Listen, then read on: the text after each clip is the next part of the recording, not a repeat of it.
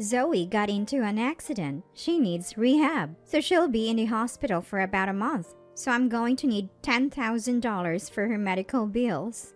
Mom-in-law, that money is set aside for expenses. We can't just use it without planning.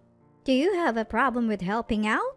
We're family, aren't we? Even if we're not related by blood, you should be willing to support us. Funny how the word family only comes up in times like this. Well, if Zoe is injured, maybe it can't be helped. Just when I was giving in to the idea, a game-changing phone call comes in. My name is Sophia, and my family runs a farm. My brother has taken over the family business, so I work at another company. Still, I help out during busy seasons by taking some time off work. My job allows for remote work, giving me flexibility.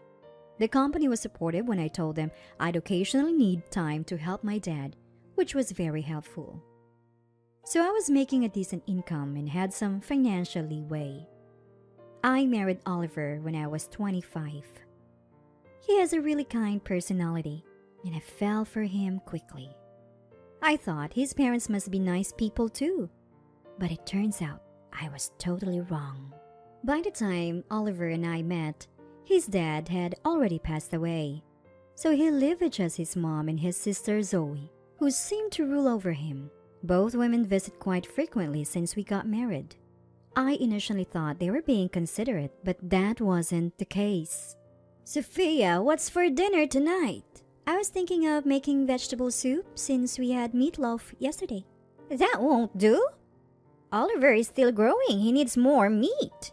But he's already 35. We have to start thinking about his health. As we are talking, Zoe heads for the kitchen. Mom, look! Vegetable soup? Ew! It's all vegetables. And the seasoning is bland. This must be because Oliver married a farmer's daughter. Poor guy. Zoe opens the pot and starts tasting the soup. The seasoning is too bland? Let me add some salt. Then it will taste better. She proceeds to pour a ton of salt into the pot. I was so stunned, I couldn't move. Mom, you put in way too much salt. Now it's too spicy to eat. Oops, my bad. Guess we'll have to make it all over again. Oliver will be home soon, so we need to hurry. Well, you're home all day, so it shouldn't be a problem to remake it, right? You're free anyway, Sophia. True, let's head back home then. What's for dinner tonight? How about vegetable soup? That sounds fantastic. They leave the house, laughing. I stare at the oversalted soup, feeling heavy at the thought of starting all over. I use vegetables we grew ourselves, so it feels like a waste, like I've let my dad down. I also have a job. I'm not free. I manage my chores while squeezing them into my remote work schedule. They don't seem to get that. 30 minutes later, Oliver comes home from work. Dinner isn't ready. I apologize after welcoming him home. I'm sorry, Mom-in-law and Zoe came by earlier and dinner isn't ready yet. They came again, huh? It's okay, I think we still have some instant ramen. I'm really sorry, I'll buy some water for you. Oliver must have some idea what mother-in-law and Zoe are doing when they come to his house. But he doesn't seem to care at all. Probably can't stand up for himself. I get it. They're his family. But he should say something. That was my true feeling. I think Oliver is kind because he takes after his father, not his mother. That's my only issue. He helps around the house even though he's tired from work and we go out on his days off. I thought I should just endure it. Then something amazing happened. Our daughter Emma was born. It's hard, but with the help of my mom and others, Emma is growing well. But ever since Emma was born, his mom and sister Zoe visit more often. Hi Emma, how are you? It's Grandma. I'm good. You're good at saying hello. Here's something for being so good. She hands Emma an expensive chocolate. I rush to stop her. Chocolate is too early for Emma, and please don't give her something so expensive. She can't eat it. What? You're going to reject a gift? How terrible. I won't bring anything again. It would be too late if something happened to Emma, so fine. Emma is unfortunate because she can't have chocolate due to her own mom. She's a kid, let her have some fun. That's beside the point. What if Emma gets sick? Stop being so uptight. Let kids be kids. You're already confusing enough with your weird farming job. Sophia, Mom, Zoe, stop it. Not in front of Emma, please. Oliver finally speaks. Emma was anxiously watching us argue. I apologize, and she goes to another room. The situation has changed. It's not just about me enduring anymore. It could negatively affect Emma. I decide to avoid them as much as possible. I was managing somehow, but then disaster struck. Zoe had an accident and hurt her leg. According to his mom, it was a single vehicle accident. She needs rehab and will be in the hospital for a month. So I'll need $10,000 for the medical bills. She grabs the money we had saved from farm equipment. It's money we work hard to save for efficiency. That money is for the farm work, Mom. We can't afford to give it away. Farm work? More important than my daughter? We're family, aren't we? How can you say such a thing when Zoe is in trouble? I can't stand her invoking family only when it's convenient. Mom, what's going on? Emma comes over because of the raised voices. Oh, Emma, your mom is going to have Zoe, right, Sophia? Yes. Under the pressure, I nod. See you later, Emma. She leaves, satisfied. I sit down, defeated. Mom, are you okay? I'm okay, sweetie. Sorry for worrying you. I held Emma, looking anxious, and tried to soothe her. Spending this much money is hard, but it's for Zoe, so it's unavoidable. That's what I had to tell myself. But mom-in-law's demands just kept escalating. Cook meals because caring for her is tough. Do the laundry. She was asking for everything. When I tried to decline because of work, she'd say, "You're at home anyway, so what's the problem?" I felt both physically and emotionally drained. Do you want me to help? I can visit the hospital if you tell me where it is. No need. Zoe is my daughter. I can't impose on you. She kept asking for favors and taking money, but helping her was somehow imposing. Since the day of the accident, I haven't even seen Zoe. What if I go see her? I can swing back after work. You don't have to worry, Oliver. I'll take care of it. That's how she'd shut it down. Eventually, Oliver stopped asking about Zoe too. Maybe Zoe needs her space. Mom's looking after her, so she's fine. If she needs something, she'll reach out.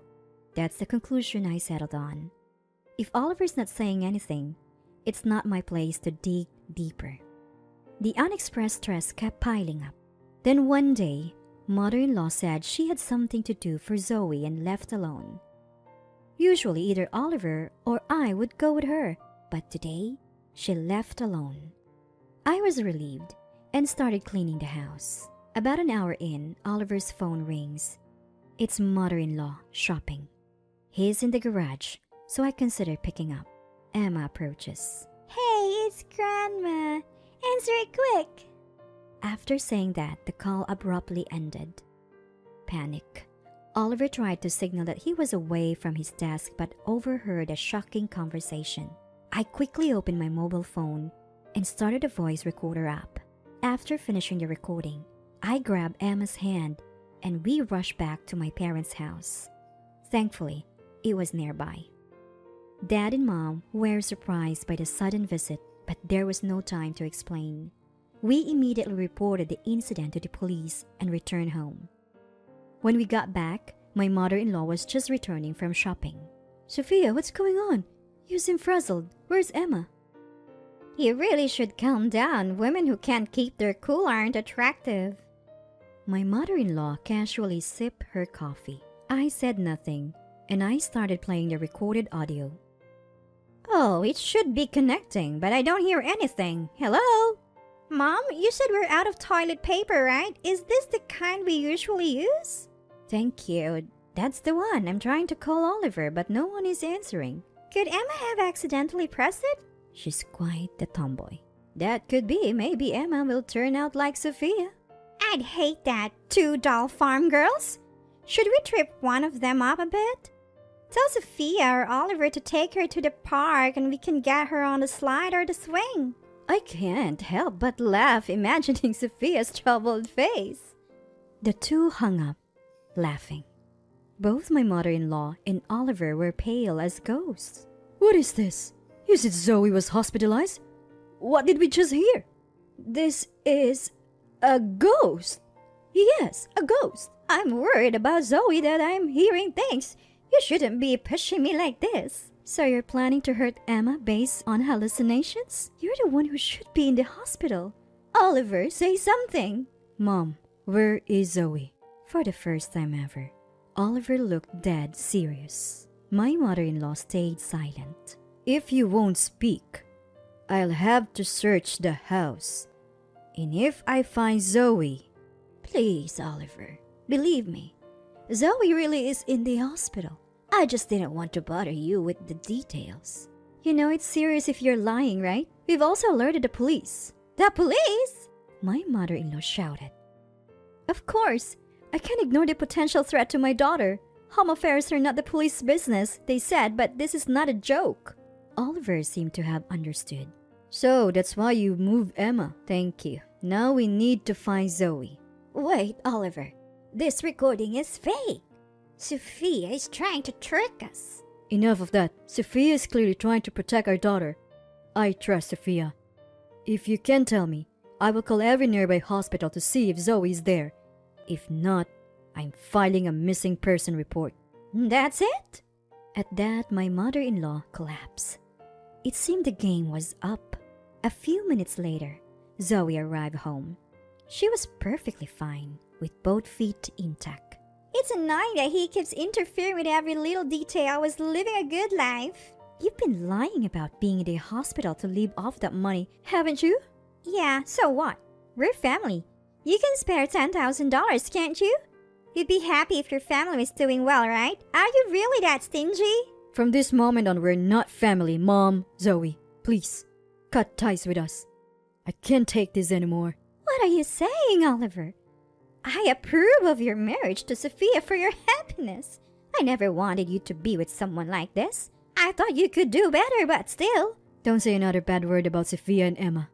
Just leave. I never want to see you again. Exactly, Mom. Let's hear what Emma thinks too. She's her daughter, and her opinion matters, right? Fine, fine. She's probably at Sophia's parents' house, right? I'll call her now, so listen up. She starts dialing the home phone. She puts it on speaker so everyone can hear. Hello? Hi, Emma, it's Grandma. Can I talk to you for a second? Emma remains silent, but the mother-in-law continues. You miss Grandma if I were gone, right? Your mom wants to cut me out. Say something, will you?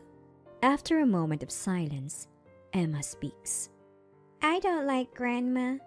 Mom always looks sad because of you. Zoe talks bad about Mom, so I don't like her either. Both the mother-in-law and Zoe are at a loss for words. Given that, please leave now. If you stay, I'll call the police again. The two of them leave the house, heads hung low. We immediately go to pick up Emma. I had been worried that maybe Emma didn't want to be separated from her grandmother. It's natural for a child to miss their grandparents. I thought we'd have to find another way. But Emma had been paying close attention to the actions of her grandmother and Zoe. And so, we decided to have nothing more to do with them. If they come close, we'll call the police immediately. We also plan to get back the money we gave Zoe for her medical expenses. I later heard that Zoe lost her job. She was constantly getting yelled at by her boss for her poor work attitude. It's easy to imagine from her daily behavior. They probably needed money because Zoe lost her income. Now, they're living off the mother-in-law's pension. But she's too old to work, and Zoe's attitude is so bad that she can't hold a job. I saw them stocking up on discounted potatoes at the supermarket the other day. They both looked a bit thinner and worn out, but it's their own fault. Both Dad and Mom were really worried after this incident. We hadn't consulted them much since getting married, not wanting to be a burden. Mom was planning to speak clearly when the mother-in-law called, but Emma beat her to it. She wanted to tell her grandmother directly, she said. Both Dad and Mom said they'll be there for us if anything happened, so we'll make sure to talk to them from now on. Emma, who we were most worried about, seemed surprisingly carefree. Maybe she was stressed by the mother-in-law and Zoe without us knowing. We've been busy with work and haven't gone out much lately, so we're planning a family trip to the amusement park during our next day off.